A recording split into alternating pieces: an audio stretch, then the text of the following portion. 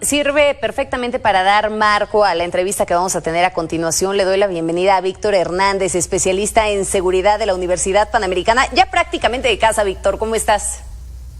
¿Qué tal, Magda? Muchas gracias por la invitación. Un saludo a todo nuestro auditorio. Oye, platícanos, por favor, ¿cómo ves todo esto que está pasando? Si te parece, vamos a empezar con el caso de lo de Tamaulipas, porque ya incluso dijo la Fiscalía General de Justicia de aquel estado que están investigando el caso. ¿Hasta dónde van a poder operar en este sentido? ¿Hasta dónde puede llegar la justicia civil cuando se trata de fuerzas militares? Bueno, la Constitución mexicana es muy clara. El artículo 3 de la Constitución Política establece que cuando personal militar comete algún delito, pero hay civiles involucrados, la competencia corresponde en los juzgados civiles, no en los juzgados militares. Esto ha generado polémica, la declaración del secretario de la Defensa de que este caso va a ser investigado por una fiscalía militar, porque eso en principio es una violación del principio que estipula nuestra Constitución. A mí me gustaría poner, Magda, en contexto estos casos de ejecuciones extrajudiciales, porque no es la primera vez que los vemos a manos de Fuerzas Armadas, y hay que hacer un poco de historia y volver a la época en que inicia la guerra contra el narcotráfico. Fíjate que hay un estudio muy interesante publicado por el Centro de Investigación y Docencia Económica, que es el índice de letalidad perfecta. Los enfrentamientos con letalidad perfecta son aquellos tiroteos en los que no hay ni detenidos ni heridos, solamente hay fallecidos.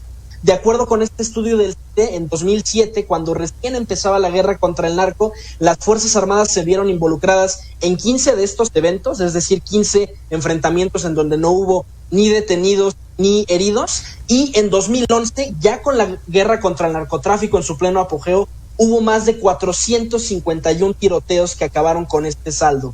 Esto lo que nos refleja es que de forma tácita a los militares se les ha dado órdenes de que en ciertos operativos no hay detenidos y no hay heridos, solamente puede haber abatidos.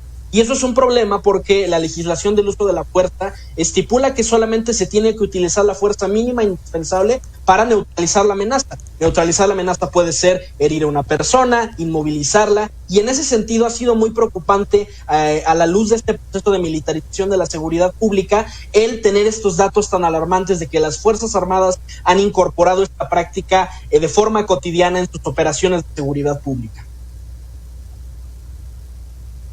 Oye, pero entonces podríamos estar hablando totalmente de un abuso de autoridad por parte de las fuerzas militares. ¿Qué castigos son los que podrían tener en este sentido al cometer este tipo de actos en donde están involucrados civiles? Las Fuerzas Armadas tienen algunas tácticas para un poco calmar a la opinión pública ante este tipo de escándalos. Por ejemplo, en el caso de la ejecución extrajudicial de Tlatlaya, la Fiscalía Militar presumió que ya se estaba procesando a los involucrados, pero se les procesó por el delito de desobediencia, es decir, un delito a la disciplina militar, no el delito de homicidio, digamos, desde la vía civil. Y esto es un poco tramposo porque el delito de desobediencia va desde a mi soldado que se boleara los zapatos y no se los boleó, hasta decir, bueno, el oficial había dado la orden de que cesaran el fuego y siguieron disparando.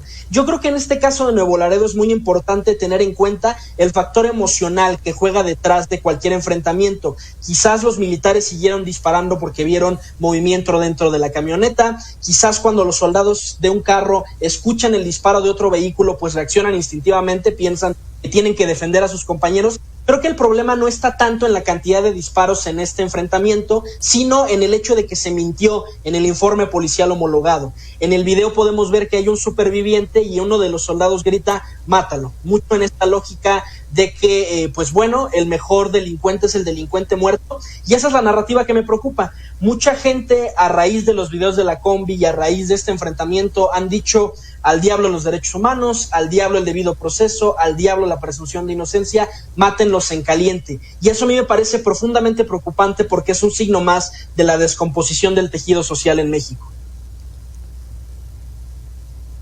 Oye, déjame preguntarte algo que puede sonar un tanto controversial, porque en algunas ocasiones hemos visto la otra cara de la moneda, ¿no? Y no sé, se me ocurre, si no me falla el dato, Tlahuelilpan, cuando aquella explosión de los ductos, ¿te acuerdas? Que dejó ahí a varias personas muertas. En aquel momento prácticamente el ejército estaba acorralado ante los civiles porque no podían operar. Y como ese caso podríamos pensar en muchos más, en donde de pronto se encuentran con personas armadas, con civiles armados, y no termina actuando el ejército porque, pues, es como si estuviera amarrado de manos. ¿No corremos el riesgo que con acontecimientos como este se vaya a seguir reforzando esa parte en donde el ejército pues prácticamente en este momento está en las calles, forma parte de la Guardia Nacional y es inoperante? Bueno, no hay que olvidar que el propio secretario de la Defensa pasado, el general Cienfuegos Cepeda, en varias ocasiones públicamente dijo que el desgaste institucional en las Fuerzas Armadas por participar en labores de seguridad pública ya era demasiado. Él mismo en varias ocasiones dijo que las Fuerzas Armadas ya no querían formar parte de las tareas de seguridad pública. Por eso fue un poco extraño la creación de la Guardia Nacional, que precisamente va en el sentido contrario, que profundiza la militarización de la seguridad pública. Y hay que entender que hay una tragedia humanitaria de los dos lados. Por un lado están las víctimas de las ejecuciones extrajudiciales, pero también están los soldados que están en este momento en las cárceles por seguir las órdenes que se les dieron. El problema de las ejecuciones extrajudiciales es que no son órdenes que se dan por escrito. Normalmente lo que sucede es que el comandante del batallón, el comandante de la zona militar, llama al oficial que va a estar en cargo de una operación y le indica verbalmente: en esta operación no hay detenidos. Y si el oficial le dice, claro que sí, mi coronel, mi general, me puede dar la orden por escrito, entonces va a decir, no, te estás rajando, te estás poniendo pesado conmigo, mejor voy a buscar a otro oficial que sí pueda hacer la chamba. ¿Y cuál es el problema? Cuando este tipo de casos llegan a los medios de comunicación, las Fuerzas Armadas dicen no, los soldados desobedecieron, por supuesto que la política institucional de las Fuerzas Armadas no es la ejecución extrajudicial, y hay un importante número de soldados que en este momento están purgando penas por haber obedecido las órdenes que se les dieron. Oye, fíjate que interesante, porque ahí me ganas la pregunta, ¿no? El cuestionamiento era hasta dónde puede llegar pues esta cadena de mando y me parece que lo dejas perfectamente bien claro. Déjame retomar ahora el otro tema que justamente se presentaba antes de que entráramos a esta entrevista, la investigación del diario El País. El ejército mexicano habría desviado, de acuerdo a lo que reporta esta investigación, $156 millones a empresas fantasma entre el 2013 y el 2019. Eso significa que ya está alcanzando pues este sexenio de Andrés Manuel López Obrador. Dime una cosa, ¿qué sucede en estos casos cuando estamos hablando directamente de un tema de corrupción y cuando es más preocupante aún por todas estas asignaciones que ahora tiene el ejército como parte de sus tareas? Estamos hablando de que está encargado de la construcción de Dos Bocas, del Tren Maya, de Santa Lucía, ahora del Parque de Texcoco, de los bancos del bienestar, bueno, hasta de los hospitales ahora en medio de la pandemia.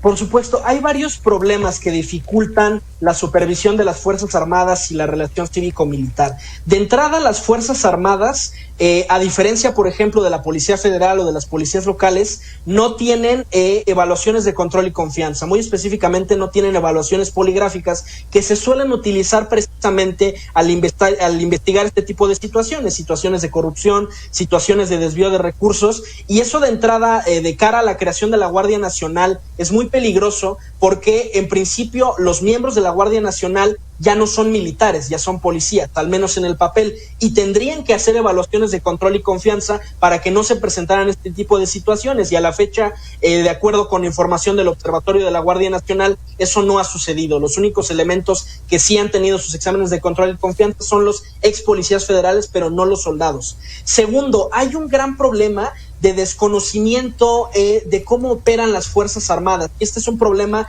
muy en particular de control legislativo. Si tú revisas la composición, por ejemplo, de la Comisión Bicameral de Seguridad Nacional, de la Comisión de Defensa, de la Comisión de Marina, muy pocos legisladores tienen conocimiento previo de las Fuerzas Armadas. Entonces, muchas veces lo que pasa, por ejemplo, cuando es la época de los ascensos, ¿no? Para decidir quién asciende a los grados de general y a los grados de almirantazgo, pues de alguna manera los legisladores no tienen criterio para saber si un expediente es bueno o malo, como que de alguna manera se ha permitido que las Fuerzas Armadas tomen decisiones autónomas porque hay un desconocimiento. Piénsalo, tiene muchos años que no hemos tenido un presidente con conocimiento de seguridad nacional o que tuviera algún tipo de experiencia militar o policial. Entonces yo creo que ese es un problema que hay que resolver. Necesitamos involucrar a los legisladores y a la sociedad mexicana en conocer cómo funciona el diseño de la política de seguridad, que conozcan a sus Fuerzas Armadas, porque el conocimiento es poder, y en la medida en que los legisladores y los tomadores de decisiones sepan cómo operan las Fuerzas Armadas, podrán detectar con mayor facilidad este tipo de actividades ilegales.